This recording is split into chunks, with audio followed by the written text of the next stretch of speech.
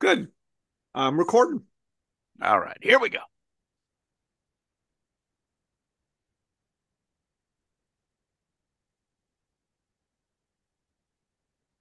How you doing, everybody? This is Dennis Michelson. Welcome to the science of fantasy football. Why the science of fantasy football? You get a meteorologist and a biologist together. They're going to use the scientific method that is guaranteed to make you a smarter fantasy football player. How can I give guarantees in a game that is so chaotic from week to week and season to season? Well, using the scientific method just means you're going to use statistics in a smarter way. And fantasy football is a game that is made by statistics each and every week. And joining me on the show, as he does each and every week and twice a week during the regular season, it is the professor. It's John Bush. And John, we saw that coach speak again on Thursday night is something that we don't really want to pay too much attention to because I don't think these coaches want to give the opponents an idea of what's going on. And we saw that again with Puka and Cup. Yeah, there was a big rush to do I play, do I not play? And I saw your tweet. You're playing them everywhere. All you got. Me too. I didn't have a lot of cup for uh I don't know. There's some reason I forgot what. Usually it means I was drafting somebody else and thought they Yes. had it. It could have been. I don't know where Cup was going. If he was going in the second round, I was probably harvesting Barkley or Henry Yes. was kind of my pattern. If it was late first round, it was probably AJ Brown, that kind of thing. I mean, I just know my tendencies. So it wasn't I didn't like people. It's just I have one choice. Yes, I would love to figure out have multiple choices in the first and second round and everybody else not. Yes, I want to play that game early and often. But since I don't get but one pick per round, then, you know, so that's why I didn't have a lot of cup. I had a little bit of Puka and played him and was happy and perky and wanted more. You never want less. You always want another extra touchdown or an extra 50-yard catch. So that's how I felt Thursday. I'm glad the Rams are shaking things up. That will be good. And I like lots of scoring back and forth. I know people that are fans of the Rams or Minnesota might have been sad or happy, but for me, I like just lots of points. I don't like the squirrel, low scoring games. I understand it may be entertaining defensively, but my team is only plays one defense. Okay, if I played 10 defenses, then it would be different. I would love the low scoring, defensive games. So I like lots of points scored and hope the Rams will start doing that so we can do props and everything else this week or next week. Yeah, and Matthew Stafford, I've got a bunch of him in Dynasty. Nice. Been sitting on a lot of benches. I brought Yes. some of those shares off the bench this week with the Good. return of his two favorite players. I got a lot of Kyron Williams in Mm-hmm. Dynasty. I don't have as many Rams in redraft Yeah. as I do in Dynasty this year. And it was just where they were going. Puka, I thought, was going a little too high in the top 10, considering he was already, you know, gimpy with an injury at the beginning of training camp.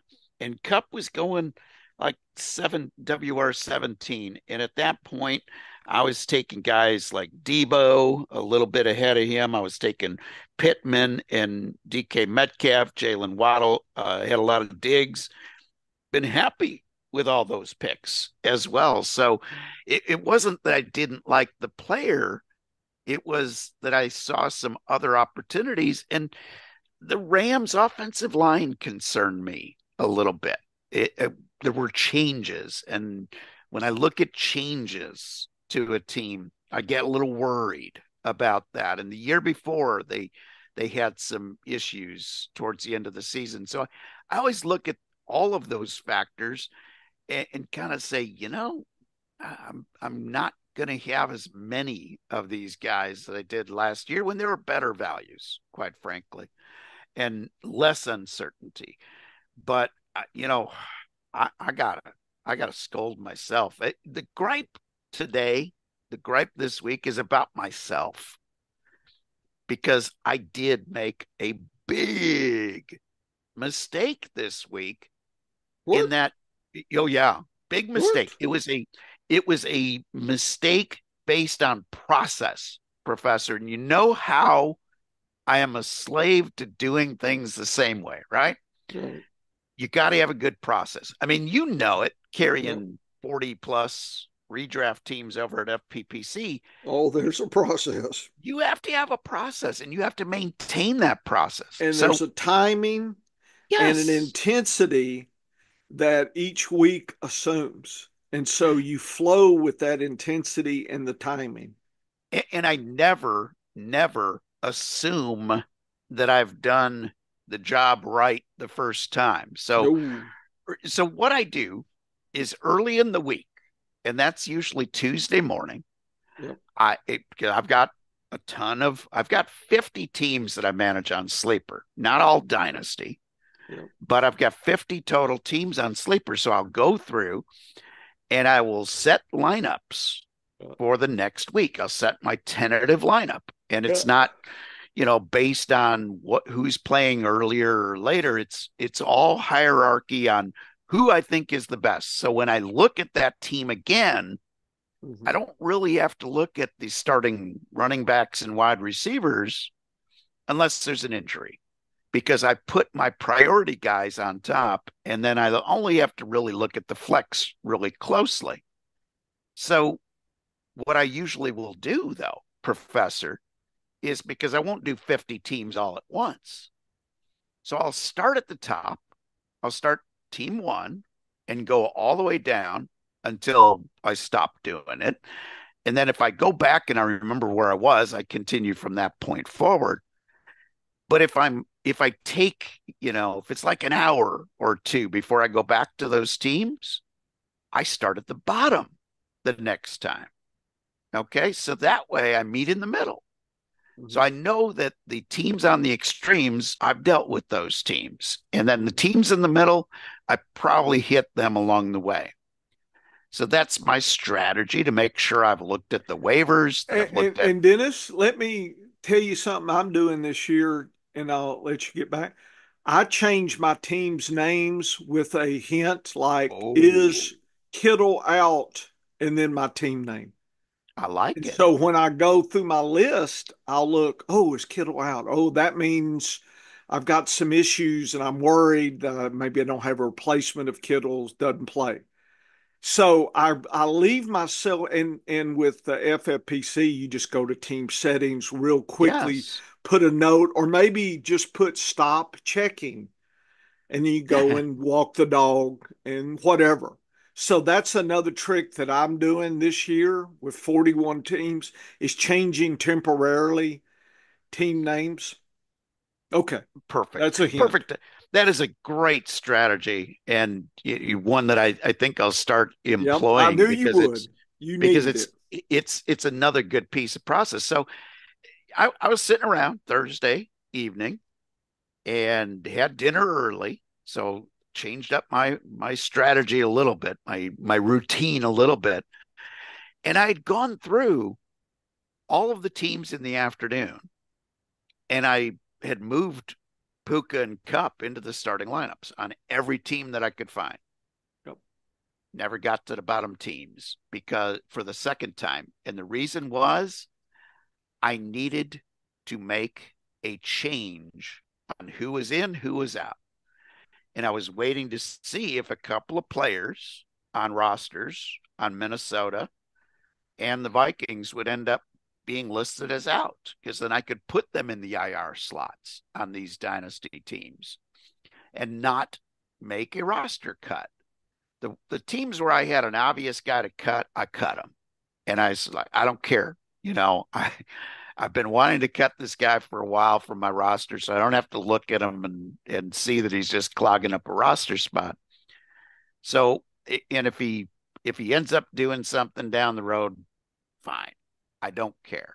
I know he's not going to be a regular every week that I'm going to have to think about. So, if I had an obvious cut, and some of my obvious cuts, Deontay Foreman, I'd given up on him. I'm pretty sure with Chubb back that he's about the fourth option now. So I don't want the fourth option clogging my roster. He's getting older. He probably doesn't have much going forward as far as, he's not going to be signed to be a starter somewhere else. So I'm going to drop him for now. If, I need to pick him up again down the road, I will. But I've always prioritized hanging on to the young running backs and the young wide receivers that might have a better chance of showing us something because we've seen what they can do. They haven't had the opportunity yet. But anyway, so I was waiting on these two teams to make cuts. Well, I'm sitting there Thursday after having dinner, and I'm, about an hour ahead of the game, and all the inactives come out at that time. Usually on Thursdays, when the inactives come out, I go through my rosters one more time to make sure I didn't make a mistake, make sure I got guys where I need to put those out guys into an IR slot so I can have another roster spot open, do all that. Did not do it on Thursday because I was thinking, I got Puka into all my lineups. The bottom two of the teams at the bottom four, I now have locked roster because I've got guys I got Puka in the IR. I didn't take him out and put him in the starting lineup like I thought because I wanted to preserve a roster spot. Dumb, dumb, dumb. So I'm scolding myself. Don't change your process. If you look through your teams on Thursday night when inactives come out, always do that. Or if you didn't, make sure you made those moves long before the inactive. So, changed process didn't work. Very unhappy. Now, the good news is one of the teams has been pitiful all year. So I'm in 10th place out of 10 teams. So it's like tanking at this point for the top draft pick. I'm okay with that right now. But I am only 3 games or 2 games, I should say, out of a playoff spot. You know how I like to compete for those playoff spots. So was kind of unhappy. The other league, I'm playing a team that is tanking. He's 0-7. My projection is to beat him by twice his number of points. So I'm not too worried about not having Puka in that lineup, but never change your process, folks. If you have a process, stick with it, especially as you go to manage more teams to get more bang out of your portfolio. As you add more teams, you have to be very process oriented or you will make lots of mistakes. I will just add like I said, rename teams if you're stopping in the middle for something. Uh, Changing the direction, agree with that. Uh, in your head, I go through my rosters probably daily, folks. I really do. At least I check and go through aspects of them, and so it is a commitment. I don't do something Tuesday night and wait till Sunday morning and start because you go the shorter your time frame to make decisions, you're going to mess up somehow, somewhere. And if you got 40 teams, it's going to piss you off, and that's going to put you in a bad mood for Monday night while you're trying to start thinking about the week ahead. Usually Sunday night and Monday, I start looking at strength of schedule for my defenses and kickers, and I start making that's part of my process. And if I'm pissed, then you can make another mistake and put things in wrong. So, and then if you do it twice, two messes, 2 weeks, then you really, it's like the wheel becomes way out of balance. And Yes. you just don't want to do that, folks. You know, it's just, you've got to stay focused. So it is a time commitment. And I think preseason, just reminding you that in your diary, make note of things like this, like Dennis's mistake. I think Dennis will remember. But for you guys that are starting and you're trying to build up maybe a higher number of teams to manage, put that down. Find your issues like, man, I'm really effing up on defenses. Okay. Don't play in leagues where you have defenses or change your process, right? Start honing down. And maybe it's kicker. I don't know, quarterbacks, whatever it is, you need to change your draft, change your process, do your procedure, invest more time. But the solution is never investing less time, Dennis, unfortunately. I don't care what people say, they're fooling themselves and maybe they get lucky. And, if we looked at 10 fantasy players, just by chance, one or two can make lots of mistakes and still win the league. It can happen theoretically. So then next year, well, I don't care. I didn't do anything last year. I just kind of stumbled into, I'll do it again. It's going to catch up with you. So, it, because when process, time, everything works, you'll probably win more and put more money in your pocket. And that's what I'm shooting for. And Yeah, so there's and probably this is a preseason. We do need to have some coaching sessions. You and I just talk about general things like this and encourage folks that listen to us off season, Dennis, to encourage and learn from our mistakes. that is a great strategy and a great idea, Professor. And I'm pretty good of not letting one mistake compound itself.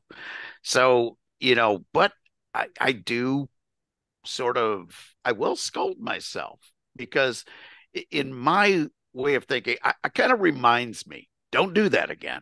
If I talk about it and talk about how I blew it, sometimes a new procedure can come to light. And I love that idea of having a note. Here's where I stopped, and let your teammates or your league mates make fun of you for naming your team stopped here. You can change the name back before Sunday, but I like that idea of using your team name to leave yourself some notes, Yep. and that way you're not making mistakes. And I mean, you I could will, even go through, Dennis, and I've done this on occasion. Just put weak quarterback, and that yes, tells I me like that. something's going on, and I need to check the to see what's going on with lineups or waivers. Just kind of maybe even use your team name, but just put a critique like this week you've got a lot of wide receivers out. Make a note. So that means you really need to pay attention to news and whatnot. It can it that change your strategy, change your process and give more time to those teams that you think are having an issue. You can change your nobody cares what your team, if it's something jaunty, give me more touchdowns or whatever. I don't know, something silly. Nobody cares. And nobody will probably even figure it out and know what you're doing. Yeah. But here's the thing is I'm actually, while I'm scolding myself, I'm also kind of going to compliment myself because 7 weeks in managing 60 teams this year, Nice. and I'm not counting best ball. Okay. Yeah. So you don't have to You don't manage. manage I'm it. only counting the best ball teams that have waivers, which I'm enjoying that format, by the way. I'm in a few uh, what I'd call best ball redraft leagues where they're just one season best ball leagues with waivers. Yep. And it's very fun. Some of them only had waivers twice, once before week one and now once here at the midway point, which is kind of fun.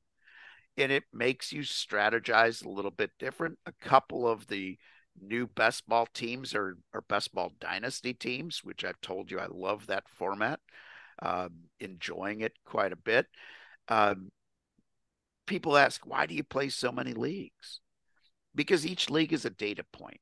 I have a chance to learn something on strategies in each and every league. And that team that I just mentioned, where I screwed up and I didn't put Puka in the right place, that's a team that was sort of a beta test as well. Now, I got the wise idea. It was early in the season, and I was invited to this league by some folks that I follow on fantasy football Twitter, and they were begging me to join. They wanted me to join. And I'm like, okay, I'll join up. But I didn't have my data ready yet, Professor. So I just drafted on the knowledge that I already had. I had not finished coming up with the updated stats for this season and no forecast yet for this season. And that's the only team of my new teams. That's the only one with a losing record, is the one that I drafted without data. And I'll admit, as a Chiefs fan, I let my Chief fandom, the idea of drafting your guys, and I said, maybe Mahomes will have a good year. I'm gonna grab Mahomes. That way, I'm set at quarterback in this Superflex Dynasty League. 10 teams. I'm gonna roll the dice a little bit on my strategy. Went away from process, not doing well. And that's not the way you should be doing things. But it's been an interesting test. How can I get this team better? Plus, the team was ravaged by injuries. Lost Puka, lost Pacheco, um, lost a lot of guys, and still within 2 games of the playoffs. And that's always been my goal. And the thing is, my team's actually shaping up really nice because I did draft a lot of young running backs, a lot of rookie running backs. So I've got my core good running backs, and then every other running back I took was a rookie. So I'm in a position where that team could be better by the end of the season than it is right now. But and if my quarterbacks start playing a little better, who knows? But I do, it's an interesting test of how can you do without your data when you're used to the data. And seeing that I'm doing better with the data tells me don't do this again. But it's been a fun league. It's a very active trading league. It's been a very fun league to be in.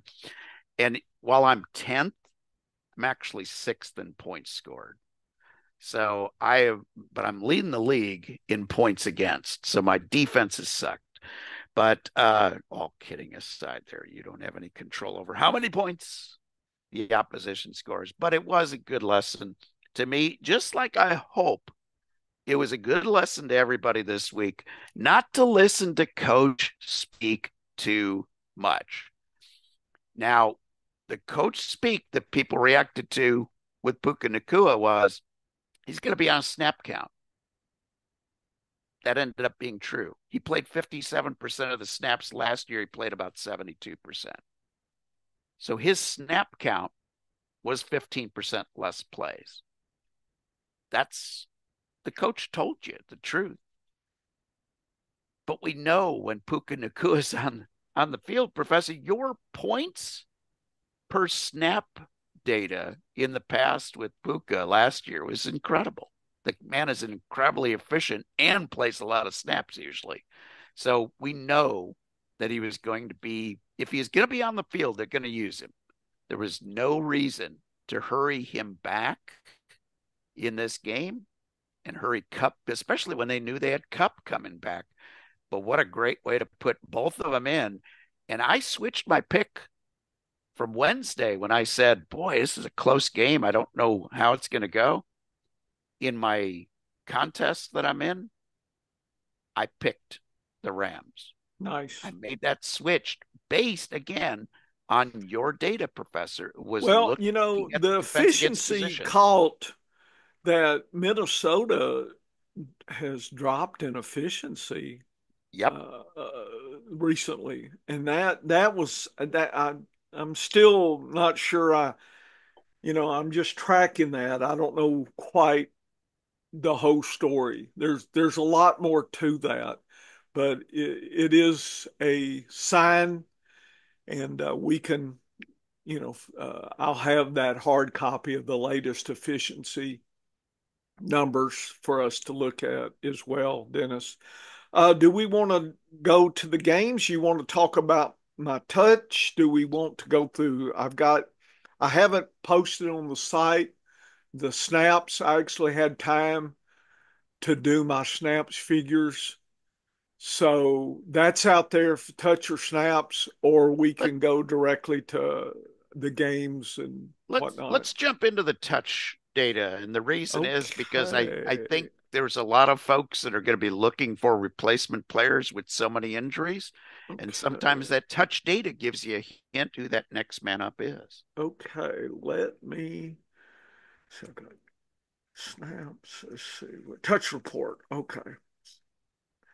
It's moved. Okay. So then, I know I can go to, since I've already posted, I could go to our actual website here. The Science of Fantasy Football. What a Imagine place that. to go. Imagine having that data. Touch metrics. Let me pull it out and see what I can find. And then I'll share the screen for those that are listening here. Let's see. Is this working? Sometimes I can't figure out. Uh, Here it is. Sometimes I can't figure out what's what, Dennis, but it's okay. Yeah, I'm sure it'll work out. Okay. Video. Okay. So, okay. Share. I need some real program producers so I don't have to worry about all this crap. Okay. So, touch metric figures, video. I did a little video. Uh, did we do this video? Somebody did this video, me or somebody. We went through it. Maybe that was, yeah, maybe you and I did this. Anyway, it's up to share. You can see the video talking about box and whiskers. So, Dennis, was there something you may just kind of scroll through it here and then we'll focus on what you wanted? This is team, positional, average touch, and uh, points per touch data. Again, at the landscape level, at the top down, that's where you should go first. Of course, running backs are going to be double or triple then everything because running backs get to rush and pass, whereas tight ends and wide receivers pretty much only the pass reception. So you'll get less touches. So you can see all that. And then I sorted by highs and lows for each position by the teams based on the box and whiskers here. And again, just to review, the top whisker is the extreme highs. That's probably the good Wow. teams. The extreme low whisker is the bottom teams. And the top teams are in green. The bottom teams are in yellow. And you can look at, and I think that color is by the scoring. I think I highlighted the scoring because there's that you could do a lot of touches, but if you're not doing anything with them, I do like to understand that, and so that's how I did that. But you can see the top teams, and not for the tight ends, wide receivers, and you know there's some tales of sadness here in Carolina is my poster child for never drafting tight ends Oh, from Carolina in the last years. I think we talked about Greg Olson. They're mid pack on touches, but worst in the league in scoring oh. uh, per touch. So they're so sad, and they've been sad. And I mean, it's just it's an Dennis, anti free square. So, uh, you know, I use this data in the drafting, you know, in preseason. And so anyway, Yeah, so there's go, that. yeah, go to the running backs Yeah, okay, we chart can here because okay. I spotted something Okay. as I was looking past. So Okay. here's something very interesting on this chart Okay. because you have three teams that are absolutely at the bottom of this chart Yes. that are all, in theory, Yep. heavy run first teams. Yet they're so bad at it Yeah, they're bad. this year. Are you talking about Dallas, Denver, Dallas, Denver, Cleveland? and Cleveland There they are. all are traditionally like going into this season. You had the feeling because of the way the coach operated, tendencies in the past that you were going to see a heavy rushing game from Dallas. They've traditionally been heavy rushing, you know, like all the way back to the good years, in the 70s, 80s, and 90s. Denver is got, a run first mentality in Cleveland, but they've been so bad at it that they haven't been able to give as many And touches. they don't score points off of it. I mean, Now, it's not the worst, but it's not the best.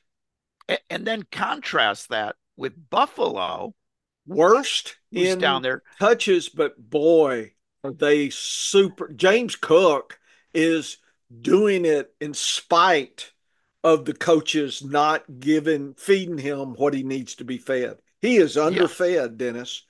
And yeah, and so if that's there's any bargains for next year, if this continues, you see, that's when we talk kind of end of the season, that's going to shape my early thinking. Notice it doesn't mean early decisions, just thinking. This data can allow us to think, but look at that versus look at, the teams you just mentioned. I'd be like, ugh.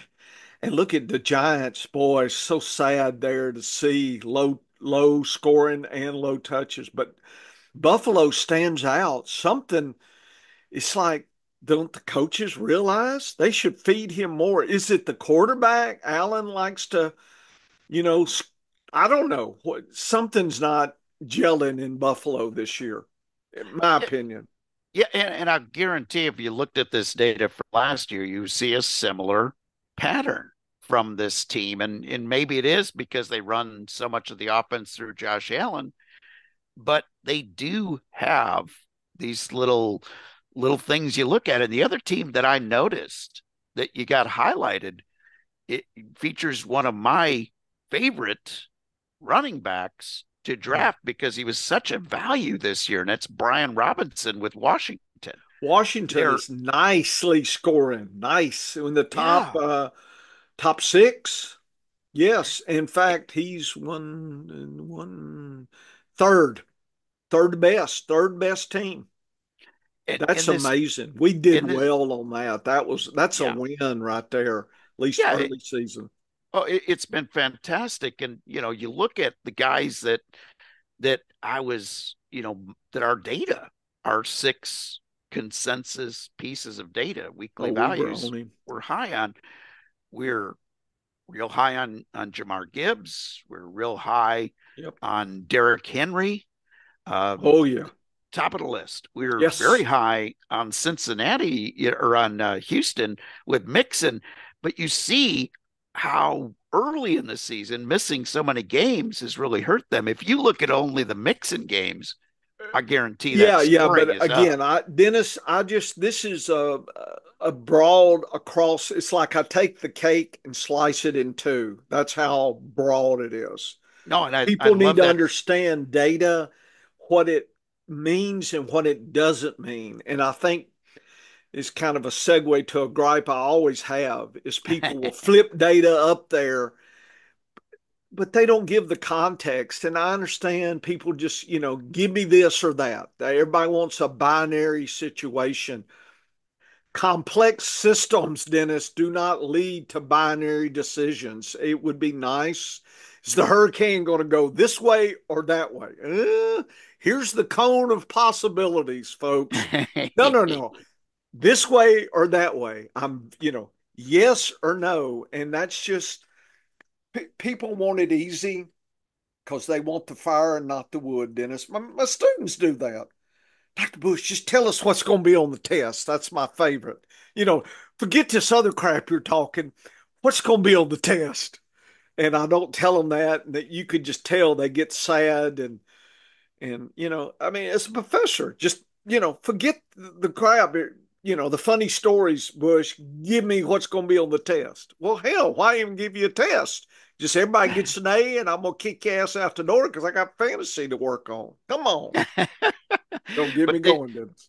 but this data really does show some interesting tendencies and some interesting things. And when we look at this data from the previous season, it can help us make some educated guesses on who to pick this year, but so much changes from team to team. You add a superior running back, and all of a sudden it's going to skew your results for the next season.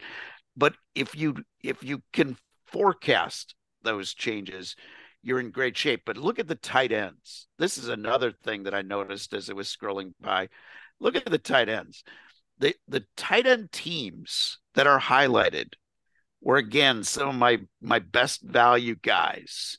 George Kittle, McBride in Arizona. These are the guys that I sort of built my teams around because the combination, their price was good. So my strategy in a lot of leagues, if McBride made it to the third or fourth round, that's who I grabbed. If I didn't take Kelsey in the second, then later on in the drafts, it was Kittle and Andrews were my guys. And if I missed on those, then it Sounds was then it was Kittle Goddard. is insane. Look at And that. Top Kittle is, yeah. and top, top and top. And here's what I'm going to make a very definitive statement today. And it Yeah. it has to do with the people that are looking back and they're saying, "Oh, should have seen the CMC injury thing coming." And well, you gotta go ahead and fade guys that have injury histories, even if it's in their distant past. Well, Kittle's had injury history. You can't predict injuries. And Kittle is having a season. Like, if you have Kittle on your team this year in redraft, you got him at such a value versus what his performance is. Your record, unless you've been really bad at every other position, Yeah. you've got a winning record. You are locked into you're a solid playoff contender right I'm now. happy. I think I Oh yeah. drafted 15. Third of my 41 teams have Kittle. It was crazy how that was happening. Oh I yeah. must have been getting him seventh round, maybe sixth with It was England. Is it that was I you forgot? know, It's been a while. crazy how late he was going. And I had some teams where I ended up taking two tight ends because I was concerned about the potential for I have a redraft team with Kittle and Goddard on it.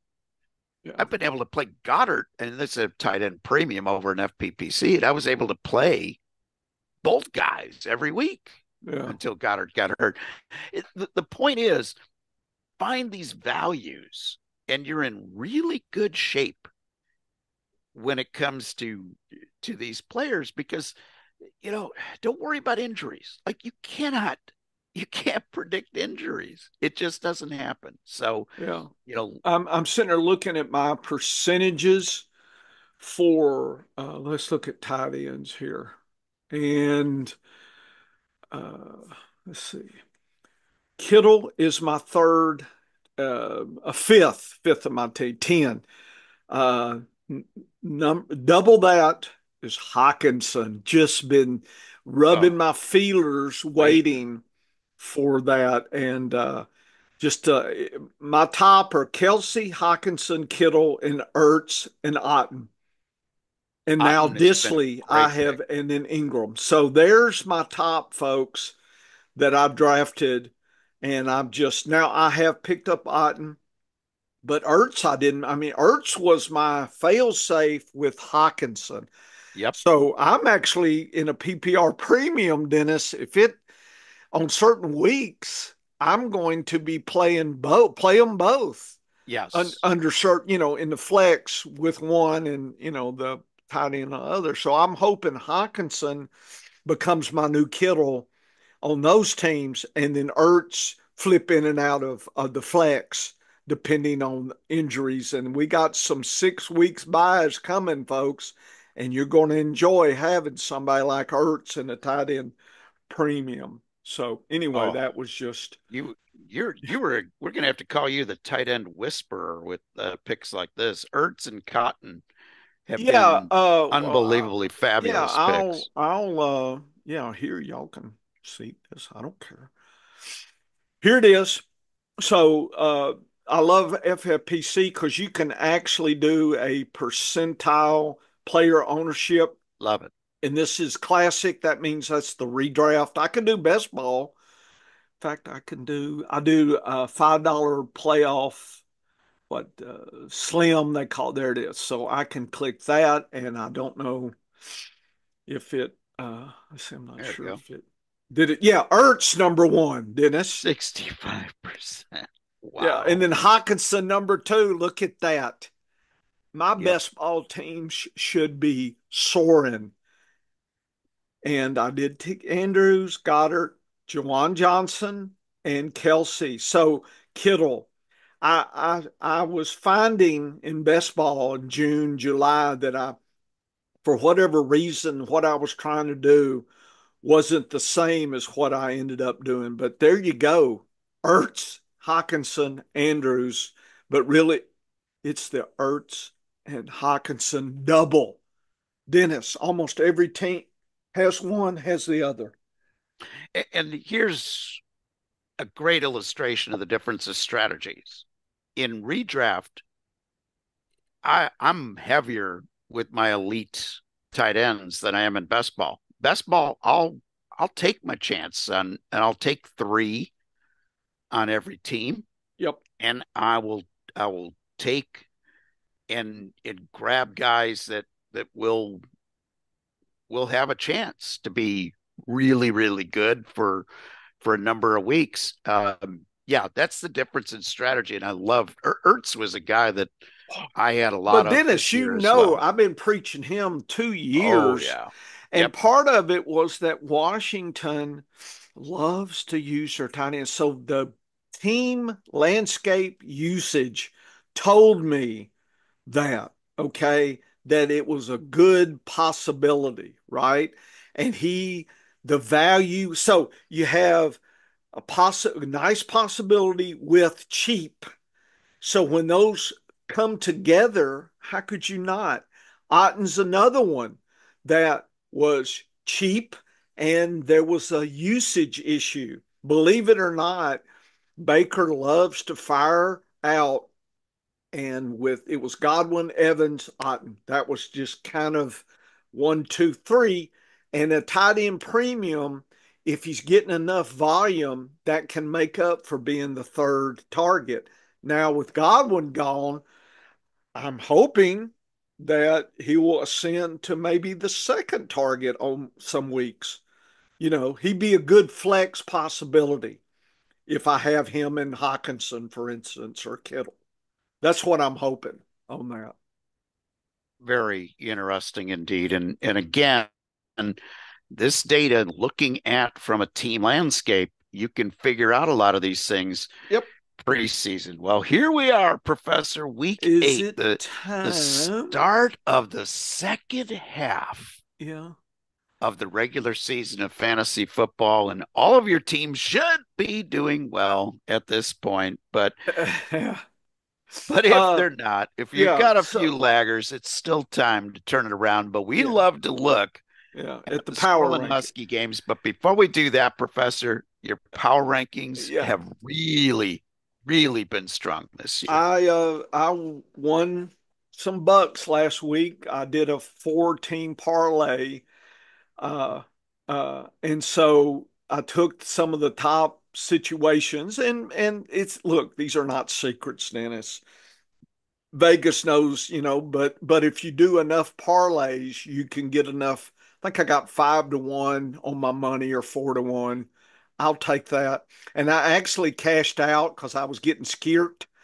So I decided, should I double my money or try to be greedy? And I had Baltimore, and I'm probably too concerned. But look, this is the year not to retire all my Vegas winnings, folks. This is just, I got $100 bankroll and I'm just goofing around. I mean, and I'm frankly learning how to play these apps. I mean, I feel like I'm back with horse racing my first year in 1981. 21-year-old guy. What the hell is this speed number? What is all this crap? What's a Queen Ellie? Yeah, what's a quinelli, right? What's a imperfecta? Oh, I could hit those. Anyway, I'm just learning, understanding the terminology, and I still don't know it all. There's all sorts of terminologies that I found. But anyway, long story short, I cashed out and doubled my stake, and it was fine. So this week I decided to get really aggressive, Dennis, and did a 5-team parlay here uh, uh, based on these power rankings. And I forgot, let's see what it was, and what I've been doing is if two teams were playing each other in the power rankings that are all high, I avoided them. But that's something, folks. I can go back and ask that question. In other words, we had, so I think, what, Cincinnati and Philly play this week. Is that right? Yeah, I think is Cincinnati playing Philly this week. Is that the Yes. Yes. Yes. Okay. Notice the power rankings are dead top of each other. So Wow. I don't feel like there's anything for me to invest, but maybe that's wrong. I don't know. Is the order, is that real? I don't know enough of this data to track it to know whether this is good or not. Because should I use efficiency to break the tie? If I used efficiency to break the tie, let's see, Cincinnati is a 75 and Philly is 57. huh 50. Oh, 57.8. yeah. So there you go. So you see, you can combine the power ranking with efficiency the last 3 weeks and track those beta the Vegas numbers, Dennis, and I'll be charting that with everything else. God, I don't know. I need interns. I got lots of ideas, Dennis. Damn it. And I need some hands and to get in there and build these databases. But anyway, I chose 5 here in the power rankings for my and I don't know if okay, I gotta log in. My app, they like to kick me out every 10 seconds, and that irritates me.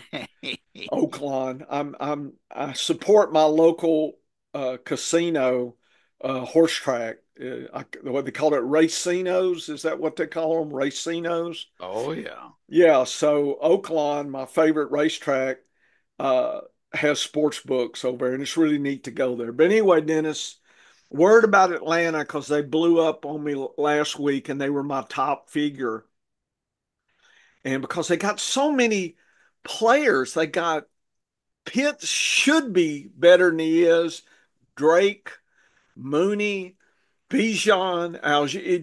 And it just seems like they should really be dominant. And they're playing Dallas. Dallas is Oof. passing. Their rushing sucks. So I'm picking Atlanta, Baltimore, Chicago. The Jets could be tricky. And KC, I violated my rule. but I wanted five, and so I get $2 can bring me 11. So that's my aggressiveness this week, a little bit over 5 to 1. I think I've got about 3 to 4 of those seem like just somebody's going to have to break a leg for me not to win those. But yeah, I'm worried about Atlanta a little bit, but worried about the Jets a lot. I think that's a tricky trap game for the Jets. But anyway, that's all I got to say. So that's how I'm using this, uh, that kind of thing. But folks, there is a gold mine for my off-season stuff. I'm ready for the off. I know this is funny. I'm ready to get this business over with because I got research to do.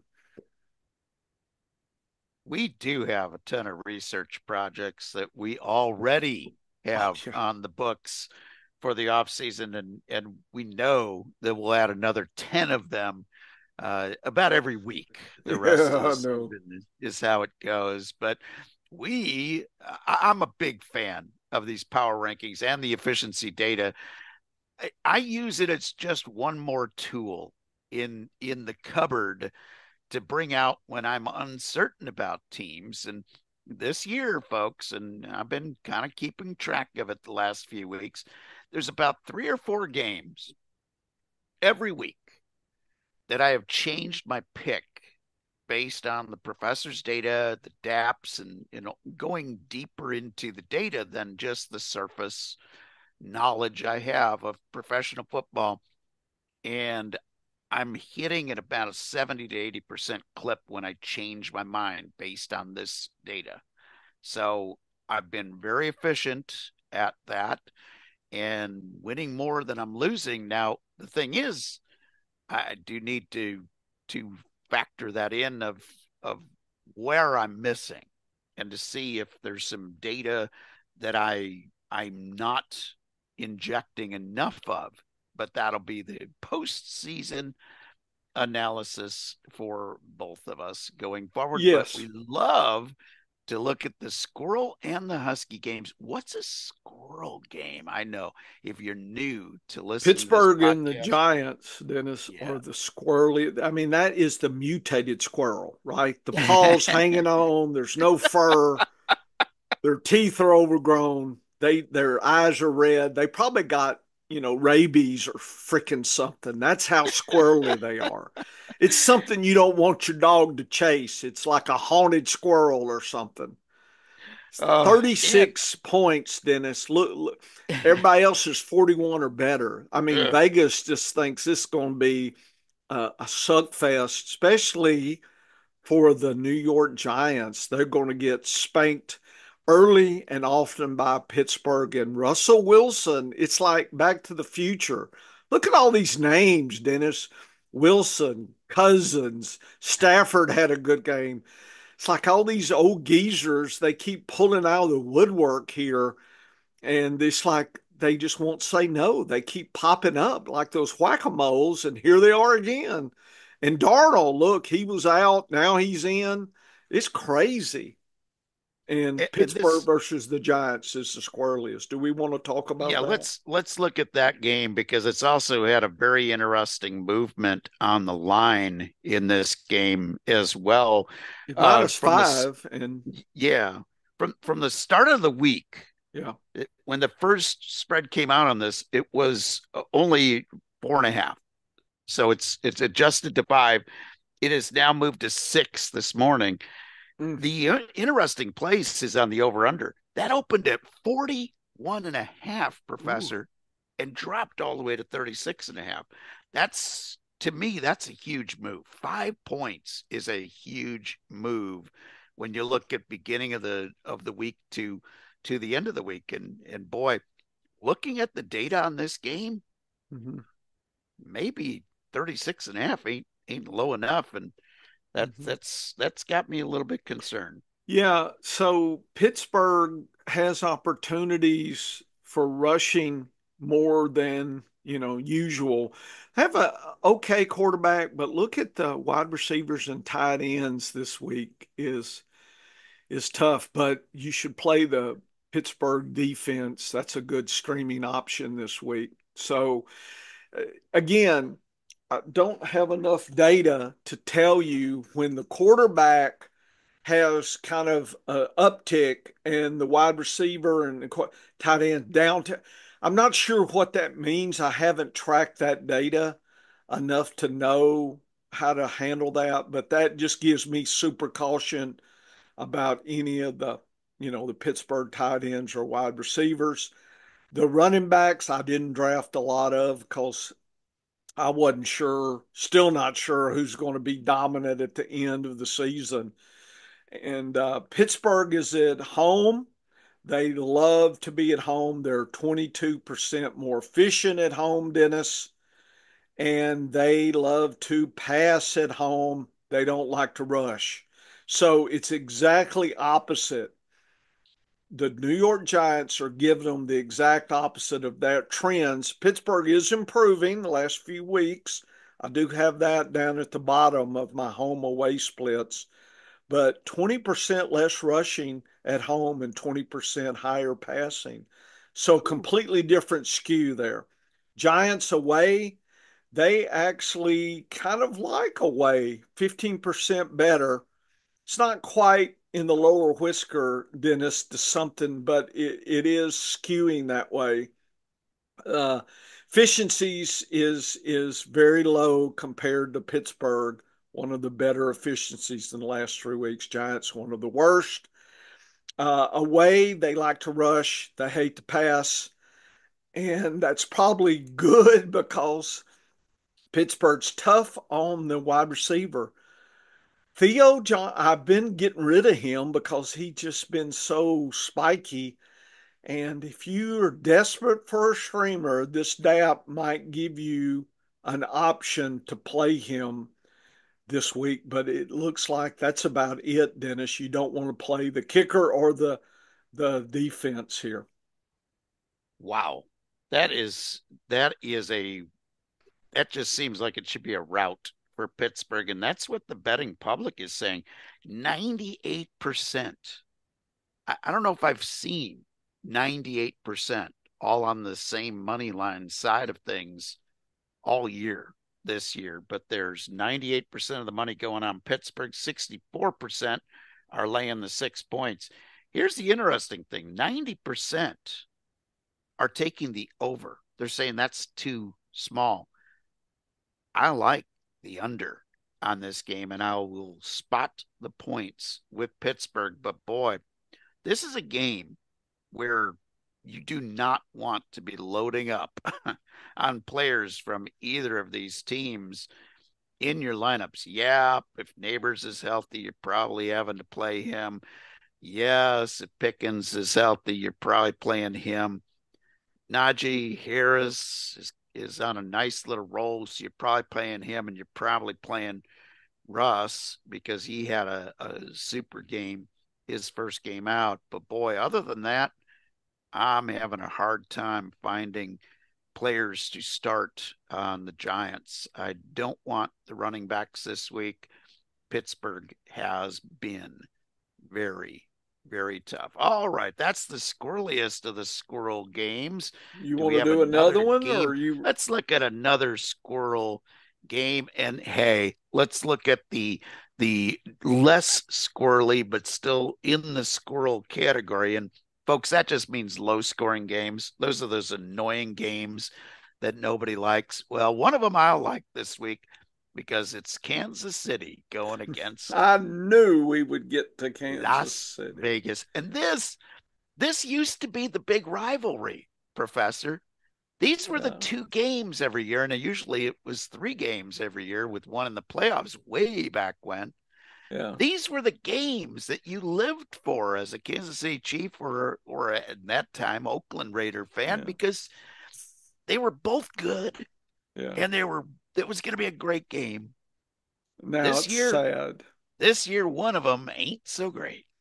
20, 30 to 10 ish, 31 to 11, whatever, 41 and a half, Ugh. almost 10 points spread. I mean, if you did a spread parlay, which I'm sure people are doing, this would definitely be one of the teams to play here. KC is away, and KC loves to be at home by 15%. So they pass a little more away. So that with D Hop, but efficiency, Dennis, they've been declining, and Vegas has been declining the last 3 weeks. So both of them are not in the best of shape relative to their whole season, right? I compare the last 3 weeks to the whole season. So, and if you're lower, then I call it declining. If it's higher, it's improving. If it's about the same, then neither one. KC should be able to run Hunt all day, all night. Mahomes, come on now, get me. Can you get me 18 points? Okay, 19. Can you get me median wide receivers? D Hop has an opportunity. Kelsey or Noah Gray, I'm starting to draft him now. One of my tricks, Dennis, and I've told you that I've been moving a dollar at a time, grabbing Gray when I have Kelsey after the bye week. And so that's going to be my trick. For a dollar, I've got a usable tight end if Kelsey gets hurt for the whole season. For a buck, folks, I, that's just cheap money there. If you've got room, we have deep benches. My dog's happy. Kicker, you play. Defense, you play. Vegas, other than Brock Bowers, look at that, extra easy. So maybe this is a prop, in-game prop, Dennis, where you Ouija maybe Hunt and Bauer in a prop or something, or maybe do a D Hop Hunt Bowers prop or something, maybe money line or get you a four, an in-game parlay here, but that says extra easy. Vegas is at home. They hate being at home, Dennis. 22% less efficient. They run just a little bit better than pass, but really it's so sad. Look at how extra tough, and it's just I don't even know what to say. It's hard to find anything here. I guess Meyer, if you got it in your flex, if he comes back, Bauer, of course you got to play. It just looks extra sad all the way around for me and the Raiders. Yeah, interesting number for Brock Bowers. 59 and a half is his receiving yards. I think that's an easy over bet on that. DeAndre Hopkins, game one for the Chiefs. You're never going to get him this cheap again. Yeah. 36 and a half yards. So I'm saying there's you a prop right there, Dennis. You I, see how I, you could Ouija that parlay? yeah, I think I take that one each and every day. And other than that, those are, I think this could be a very ugly game. I think it could be a very low scoring game. I'm going to take the under at 41 and a half. Now, the Chiefs, they don't tend to run up a score. So I'm a little worried about the 9.5, but I would lay the 9.5 and the Chiefs. As far as fantasy, Bowers is about the only guy I want in my lineup from a Las Vegas Raiders standpoint. I want Hunt in my lineup. Yep. Mahomes, I'm I would be looking elsewhere, but on most of my teams where I have Mahomes, I went light on quarterback. So he is in my starting lineup. I like Hopkins this week. I also like Xavier Worthy this week. I think they'll try to take the top end off of that defense. I know Kelsey's got a tough matchup, but just like I said with Justin Jefferson on Thursday night, unless they bring out the National Guard there in Las Vegas to keep Kelsey out of the end zone, Kelsey's going to be in your lineup each and every week if you drafted him at tight end. So lay the nine and a Okay. half, take the under on this. I think it could be a very ugly, low scoring game. And I'm just hoping the Chiefs decide they want to win by enough points. All right. Before we go to the huskiest of the Husky games, let's go and take a look at that Buffalo Seattle game because there is a weather concern I want to talk about in that one. Oh, I hate weather concerns. Of course, it's going to get worse. since it's Buffalo here. Okay, I'm going to be weather agnostic in my skipping through the data. Buffalo 26, Seattle 20, -3. So Vegas likes Buffalo to whip, even though Buffalo's away, it's very, I don't know. Over under 46 and a half. Buffalo gets an easy situation, really. I mean, a little bit of turbulence with wide receivers, but it's just hard to pick which is it Cooper, I guess Shakir, I don't know, tight end. Folks, I know it's been driving people nuts having Knox Oh, hanging around. He gets about as many snaps as Kincaid, Dennis, and I know people don't like that, but Knox is not going away. Josh Allen, Knox is his go-to when it gets crazy in the red zone, unfortunately. And Knox could, in any week could score or get you a zero. That's who he is. He's the ultimate spiky. He's one of the spikiest spiky tight ends, Dennis. But looks like Buffalo James Cook should have free for all and rush, rush, rush. So maybe if it's crazy windy weather, maybe that's good. Seattle should Walker should have a good show and a little bit turbulence in the passing as well. You don't want to play the D's or the kickers unless you gotta. The prop to me seems like the two Cooks and Walker parlay there for yards or touchdowns or something. Maybe even a first touchdown. I don't know. I don't know if you can bet both, but maybe one of the two running backs gets the first touchdown. I don't know. It's hard to tell. Uh, Buffalo actually, now that I look at the data, 72 rated efficiency. Seattle's super efficient these days. They've been improving the last 3 weeks. Buffalo's been declining in efficiency. Buffalo plays 12% better away. How about that? So in a way, Buffalo loves to pass a little more and rush a little less, and that's kind of opposite of what they probably should do. Seattle at home loves to rush. Does look at that? Does not like to pass. Everybody's pivoting to Lockett. In my flex, I will just be aware they have been underusing the Locketts of the world and the JSNs, Dennis. 24% is just less. That's if Metcalf is doubtful. So, but I'm neutral on Lockett. I'll play him, but I'm not looking to put him in. But if I need him, I'll use him. That's I'm kind of neutral that way on Lockett and JSN if I've got them. so this is a game, Professor, that was originally a game where I looked first through and I said, Buffalo. The more I looked at the data, I switched my pick to Seattle, taking the 3. And that was before the weather issues were factored into this game. Now, I knew on Monday this week that this game was likely to be played on a wet field with fairly steady shower activity. I mean, the worst of the rain will be through a little bit before game time, probably, but there will still be some showers, and there could be some heavy showers at times for this game.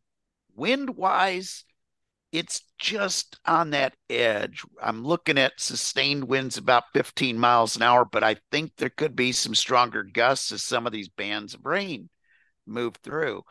The weather, well, the reason I switched my pick to Seattle is based on the efficiency data. And this is a huge home away gap for Seattle versus Buffalo. Buffalo, not as good on the road. Seattle, much better at home. Plus, Seattle improving Buffalo's been declining, and Buffalo's defense has been declining, especially in that passing defense, which is listed as below average, has been struggling a little bit the last few weeks compared to the season as a whole. So that's how I've been using your data, and that's how I end up on Seattle. The original opening line on this was 47 and a half. It is now for the over under. It has now dropped this morning to 45 and a half. So the weather is starting to be factored in. I don't think that's low enough. I think this game will be lucky to make it into the low 40s, and I think it'll be a running game. It'll be a game of maybe some turnovers in this with the wet ball in the wet field. And Seattle tends to play fairly good in this, and I think it's going to be a Ken Walker game where he's going to be able to run at will against Buffalo, and I'm not so sure they're going to be able to stop it. So I'm taking Seattle plus the 3 for the mild upset at home here, and also taking the under at 46 and a half. Uh, Maybe on your parlay, you get Allen to rush in too for a That's touchdown. So maybe that. Yeah, Walker 2 and Allen 1, and make that I bet you can get 3, 4 to 1, maybe more on your money. I think that's a good way Just, to look at this folks, game. take a dollar or two. Don't be Dr. Bush is not a Vegas sharp, like the ones on Twitter. They know more than me. I had one that just followed me. This person has a documented track record: NFL, college, baseball, hockey, basketball, college basketball. Can you imagine being that damn good on that many sports and still having to sell your picks? If you're that damn good with that many, wouldn't you? Would wouldn't you think you wouldn't tell anybody? And when you get that Lamborghini in your front yard, everybody, how'd you get that? Oh, I don't know, it just fell into my yard. The rain washed it up. If I'm that damn good at every damn thing, I'm surprised you didn't put horses. I mean, why not? Why not throw horses in there? And greyhounds. Dennis, he's everything. uh, I'm not going to say his name. His name is Mr. Blank, and he's good at every damn thing. And like I said, why not just throw horses and greyhounds in there? And I think ostriches down in South Africa, they run them. So I say, feathers off, feathers on for the your handicap in there, Dennis. So uh, anyway, so folks, when I say parlay, that's just fun money. Okay, this is not wife beats you over the head with the wife stick money. This is that dollar or two. Drink one less beer at the bar, while instead of 12, go back to 10 and take that $4 or $5 and throw a parlay or two in, and that'll pay for the rest of the beers you wolf down. it's Anyway, go ahead. always important when you start in on something new, Yeah. like gambling on the Yeah, NFL, I want to to be like this guy. I want to be good get at every damn thing. get your education at a very small dollar figure. Yeah. That's my advice. All Yeah. right, Green Bay and Jacksonville, Here it is. the the huskiest of the The husky games, and of course, Huskies. by husky, we're Yeah. talking about the games with lots of good scoring in it that Yeah. we love to see. Yeah, that's true. Let me irritates me here, some of this stuff. I need some interns, Dennis. They need to make this all pretty and slick. Uh Green Bay, look at all that green. Look, Green Woo, Bay is doggy. green. Everything is easy, extra easy. You play everybody, Dennis. Props, multiple parlays, just go within the team. Rushing, passing, quarterbacks, tight ends. It's all crazy all the time.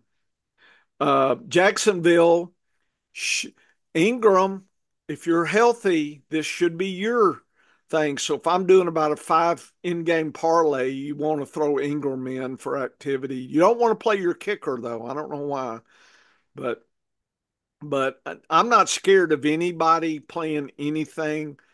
If you got to, they're both love to play. The only issue with Green Bay, Dennis, they love to play at home. They're much more efficient at home. See the blue? That means they're Oh yeah. home based. Yep. And but Green Bay's improving, so that may balance that out. Green Bay away doesn't pass or rush a lot compared to at home. They're a monster at home. So just remember in the coming weeks, double, triple up on Green Bay at home. Jacksonville loves to be at home and they pass a little less and rush a little bit more at home versus away, but nothing. Of course, I don't know what their definition of home or away is anymore with being in London and all shit. I don't know. The I tea and crumpets. I'm tea and crumpet. I guess we're going to Germany next. Ugh. Let's just go, some other weird place. Let's go to Antarctica. Let's play the Ice Bowl.